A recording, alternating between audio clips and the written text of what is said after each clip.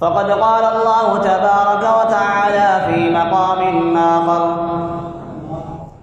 أحسب الناس أن يتركوا أن يقولوا آمنا وهم لا يفتنون ولقد فتنا الذين من قبلهم فليعلمن الله الذين صدقوا وليعلمن الكاذبين. وقال النبي صلى الله عليه وسلم: إن الإسلام بدأ غريبا وسيعود غريبا فطوبى للغرباء أو كما قال عليه الصلاة والتسليم.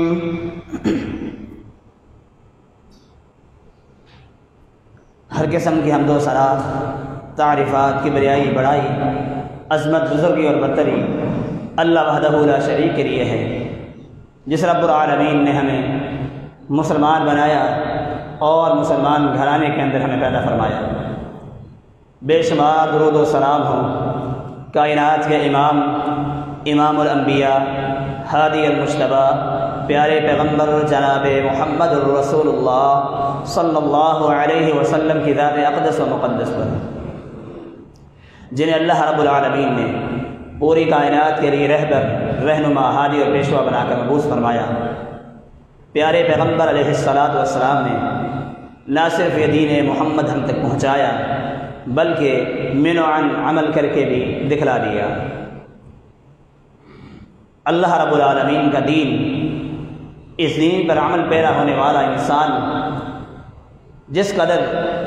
ایمان لانے کے بعد ایمان کا دعویٰ کر رہا ہوتا ہے، پھر اللہ رب العالمین کی طرف سے اس انسان پر اس ایمان کے بقدر آزمائش نازل ہوتی ہے۔ یہ آزمائش، یہ ابتلاء اللہ رب العالمین کا قانون ہے، جو اللہ رب العالمین نے آج کے مسلمان پر بھی آزمایا، اور اس سے قبل انبیاء کرام اور ان کے ساتھ ان کے جو ساتھی تھے ان کو بھی اللہ رب العالمین نے آزمائش کے اندر مبتلا کیا۔ اللہ رب العالمین کا فرمان ہے: احسب الناس ان یترکوا ان یقولوا آمنا، کیا لوگوں نے یہ سمجھ رکھا ہے کہ ان یترکوا، کہ ان کو یوں ہی چھوڑ دیا جائے گا، ان یقولوا آمنا، صرف انہوں نے یہ کہہ دیا کہ ہم ایمان لانے والے ہیں، وہم لا یفتنون، کیا ان لوگوں کو آزمایا نہیں جائے گا؟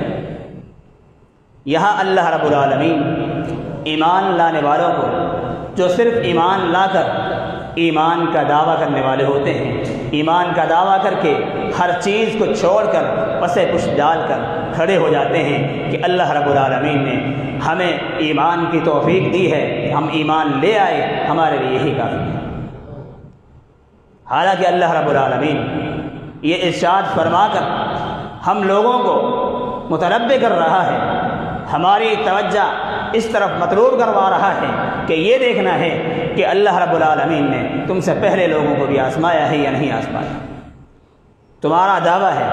کہ آمنا، ہم ایمان لے آئے، پیارے پیغمبر علیہ الصلاۃ والسلام پر ہمارا ایمان ہے، اللہ رب العالمین پر ہمارا ایمان ہے، اس کے بعد ہم چاہے گناہ کا کوئی بھی کام کرتے چلے جائیں، ہمیں پرواہ نہیں۔ مزید رب العالمین نے فرمایا: وَلَقَدْ فَتَنَّا الَّذِينَ مِن قَبْلِهِمْ، تحقیق رب العالمین نے ان سے پہلے لوگوں کو بھی آزمایا۔ فَلَيَعْلَمَنَّ اللَّهُ الصَّادِقِينَ، تاکہ رب العالمین جان لے کہ لوگ سچے کون ہیں، ایمان کا دعویٰ کرنے والا ایمان پر عمل پیرا ہے یا نہیں۔ وَلَيَعْلَمَنَّ الْكَاذِبِينَ، اور ایمان کا دعویٰ کرنے والا، ایمان لے کر آنے والا، اس میں سے کون سا انسان ہے جو ایمان کا دعویٰ کر رہا ہے، ایمان کے دعوے کے اندر کھوکھلا دعویٰ ہے۔ یہ ہے رب العالمین کا قانون، اللہ رب العالمین کا دستور کہ رب العالمین دنیا کے اندر انسان کو ایمان لانے کے بعد جا بجا آزمائشوں کے اندر مبتلا کرتا چلا جاتا ہے۔ پیارے پیغمبر علیہ الصلاۃ والسلام کا فرمان ہے، صحیح مسلم کی روایت ہے،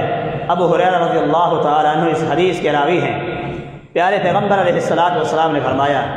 کہ ان الاسلام بدأ غریبا، کہ اسلام کی جب ابتدا ہوئی، اسلام ابتدا کے اندر بھی غریب تھا، اجنبی تھا، اور جب اسلام دوبارہ اپنی اصلی حالت کے اندر لوٹے گا، قرب قیامت بھی اسلام اسی اجنبیت کی حالت کے اندر لوٹے گا۔ اسلام کو پہچاننے والے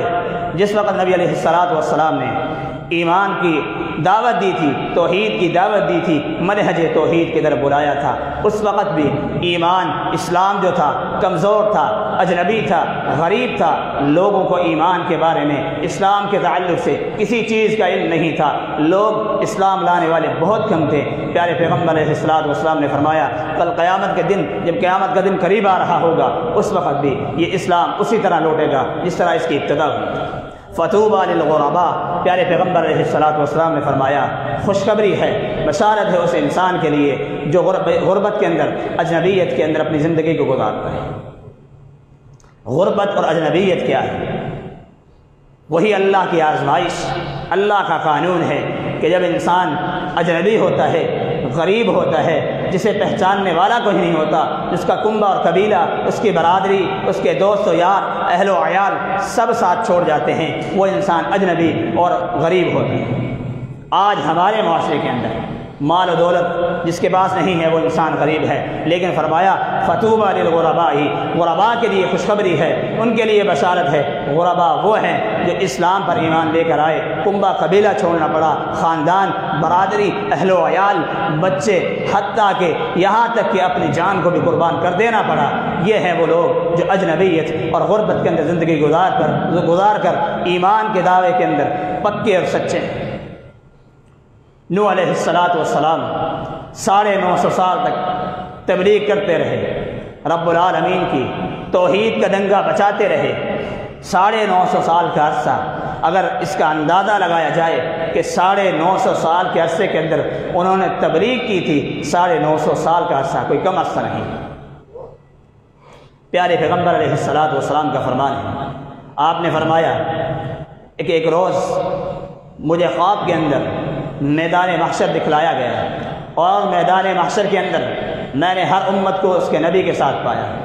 کہیں پر کوئی نبی اکیلا موجود ہے، کہیں پر کوئی نبی ایک ساتھی لیے کھڑا ہے، کوئی نبی 10 ساتھی لیے کھڑا ہے۔ 950 سال کی تبلیغ کا اثر دیکھیے، نوح علیہ الصلوۃ والسلام نے دعوت و تبلیغ کا یہ فریضہ سر انجام دیا، اللہ رب العالمین کی بارگاہ کے اندر کھڑے ہوں گے، کتنے انہوں نے لوگوں نے ظلم و ستم کیے ہوں گے، کتنی مشکلات آئی ہوں گی، جب توحید کا ڈنکا بجا رہے ہوں گے، توحید کی دعوت دے رہے ہوں گے، رب العالمین کی طرف بلا رہے ہوں گے۔ 950 سال کے اندر کس قدر کس طرح کی ان پر آزمائشیں آئی ہوں گی، انہیں لوگوں نے تنگ کیا ہوگا، ستایا ہوگا، مشکلات کے اندر انہیں گرا دیا ہوگا۔ پھر بھی کل قیامت کے دن میدان محشر کے اندر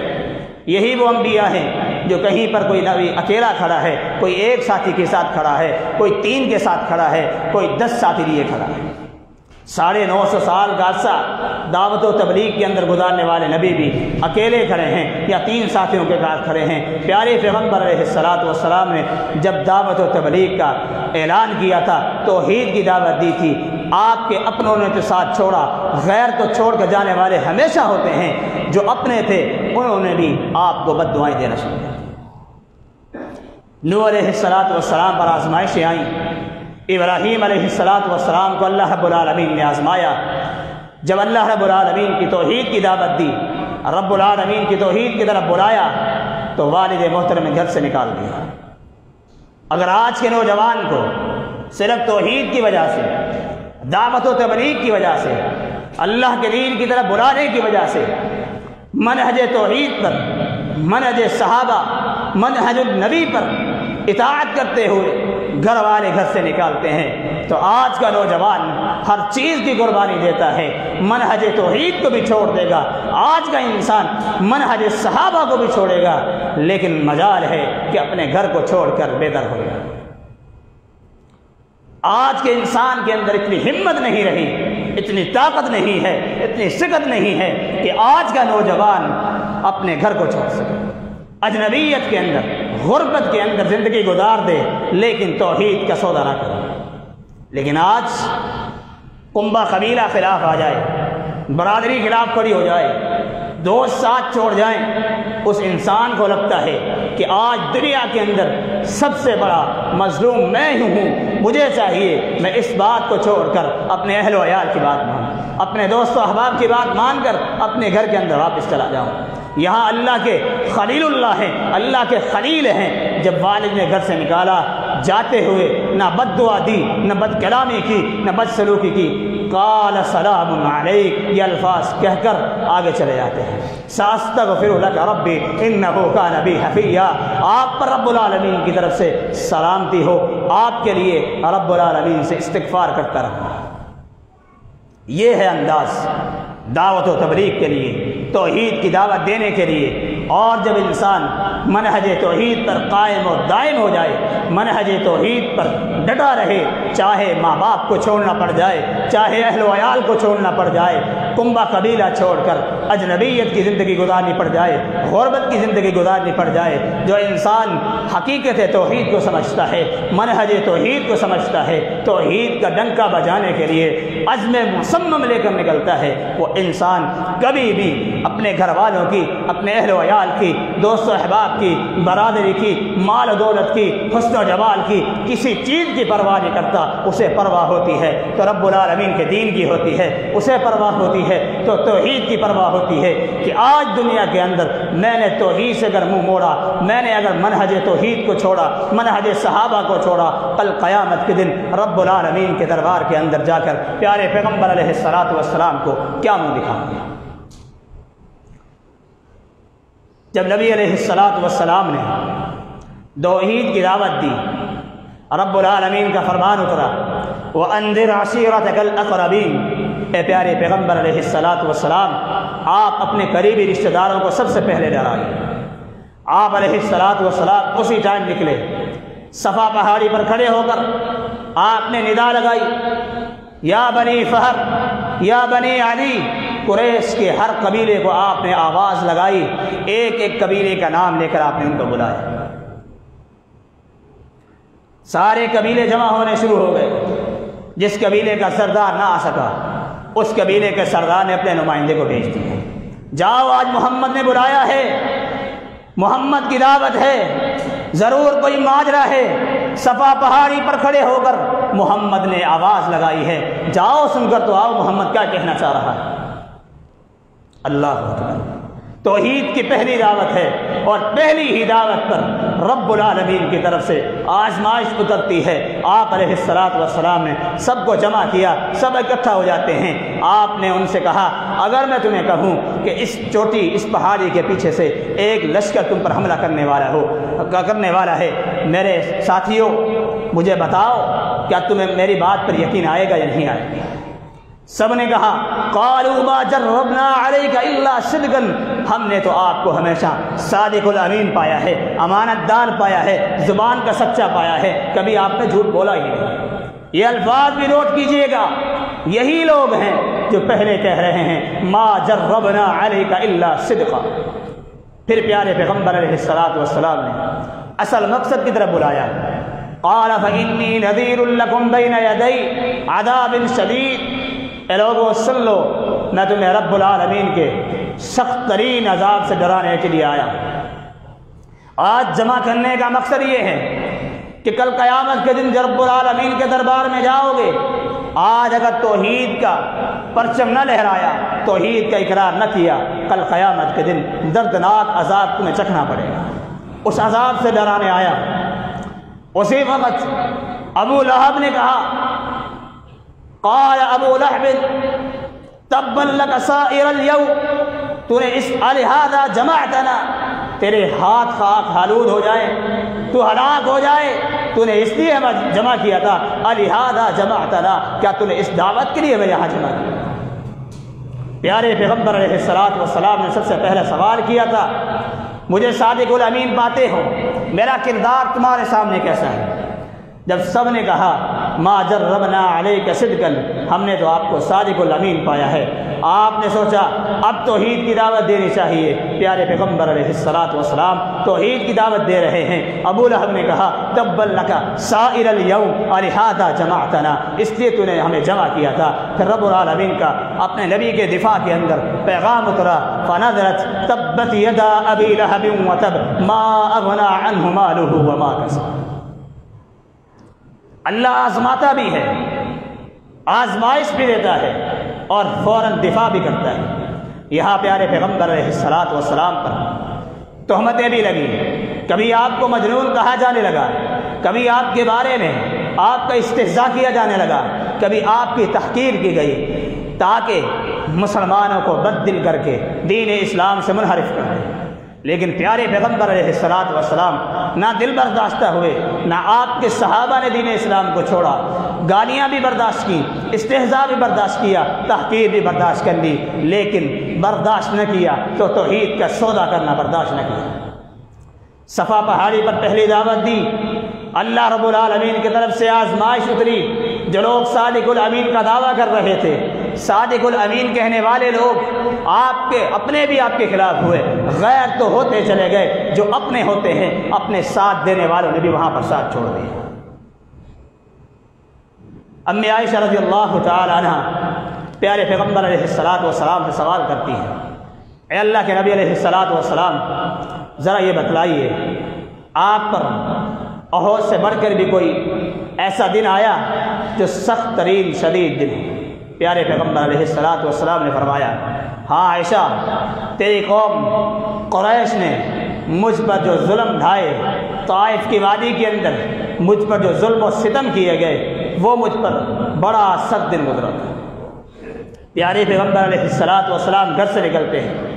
توحید کی دعوت کے لیے نکلے ہیں، طائف کے اندر بستی طائف کے اندر جاتے ہیں، ان کے سرداران سے ملاقات کرتے ہیں، ہر سردار نے آپ کو ٹھکرایا، آپ کی دعوت کو ٹھکرایا، اور یہاں تک بس نہیں کی، وہاں کے اوباش نوجوانوں کو آپ کے پیچھے لگاتے ہیں، گالم گلوچ کرتے ہیں، پتھراؤ کرتے ہیں، آپ کو لہو لہان کر دیا گیا، آپ کو زخمی کر دیا گیا، لیکن آپ نے توحید کی دعوت کو نہ چھوڑا۔ جب آپ کو لہو لہان کر دیا گیا، آپ پر رب العالمین کی طرف سے آپ کی رحمت اترتی ہے، آپ پر بادل سایہ کرتے ہیں، جبرائیل امین آتے ہیں، آ کر کہتے ہیں، اے پیارے پیغمبر علیہ الصلوۃ والسلام، اللہ نے پہاڑوں کے فرشتے کو بھی نازل فرما دیا ہے، حکم دیجئے جو حکم دینا ہے، آپ کہیں گے تو جو حکم ہوگا وہ پورا کیا جائے گا۔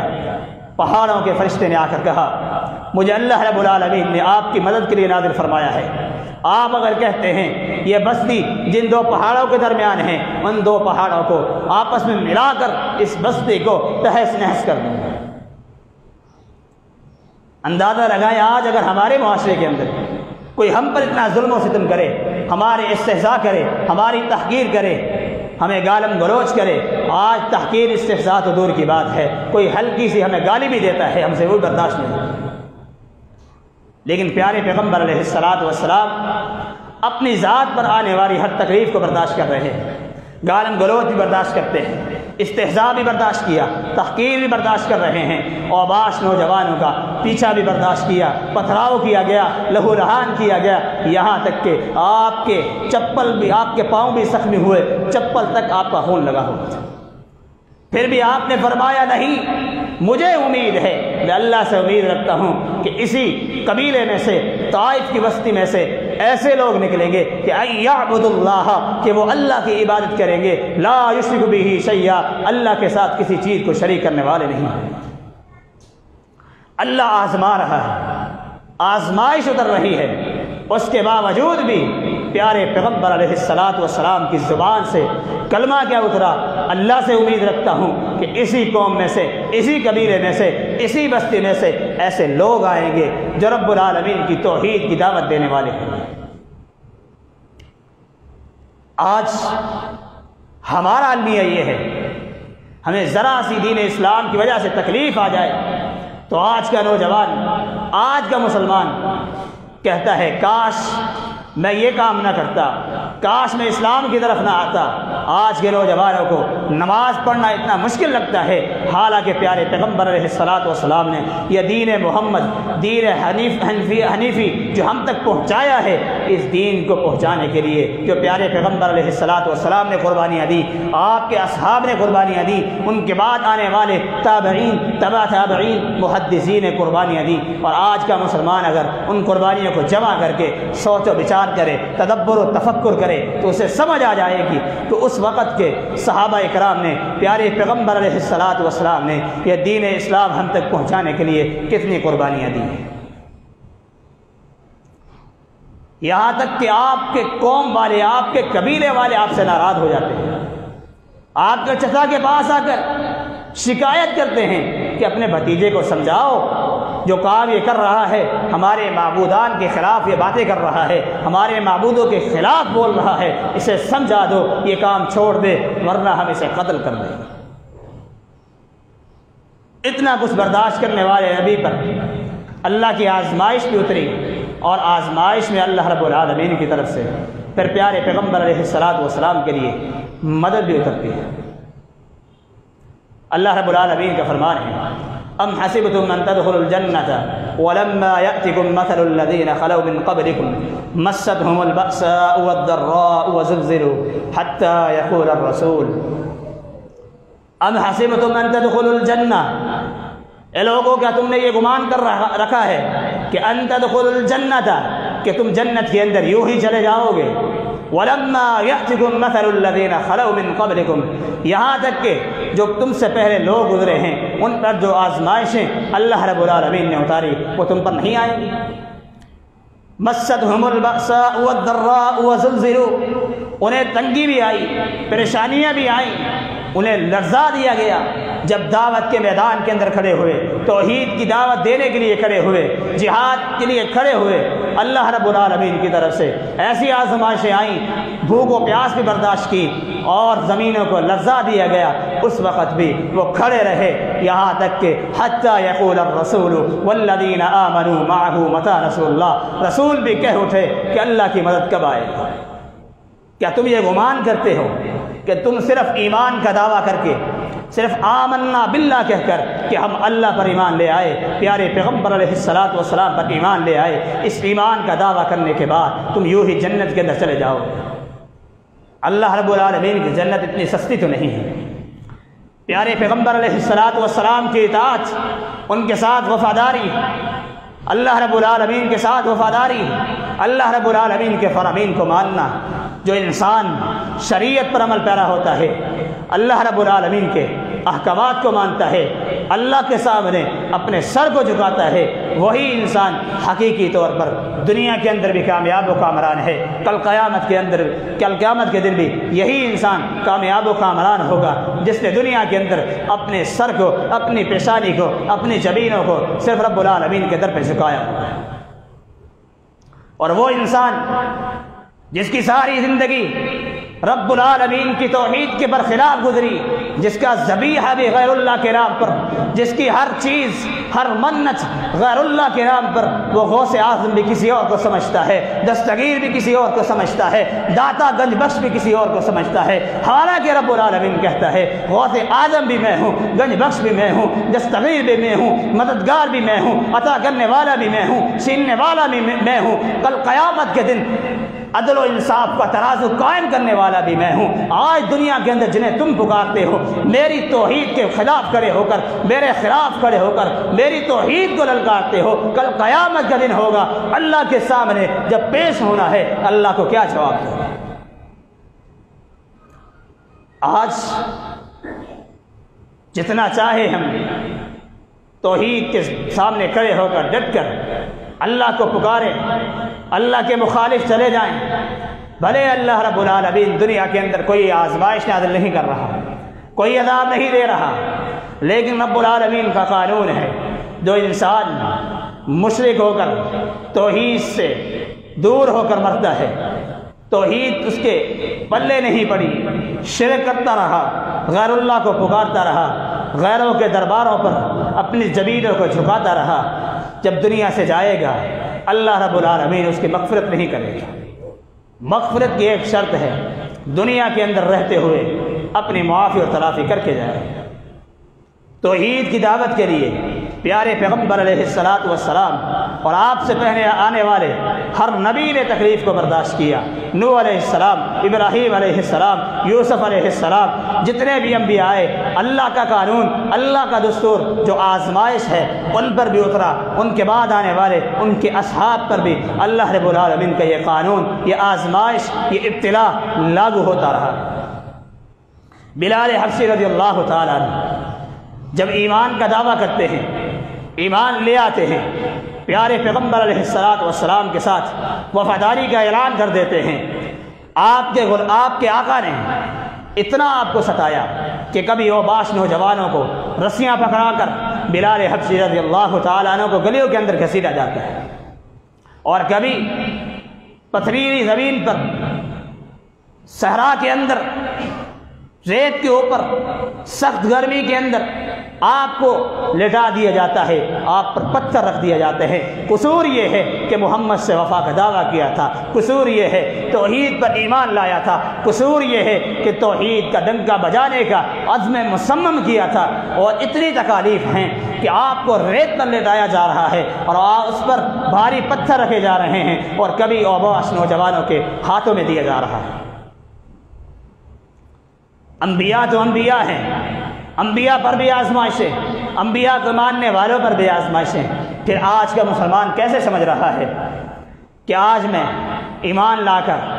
ساری زندگی گزار کر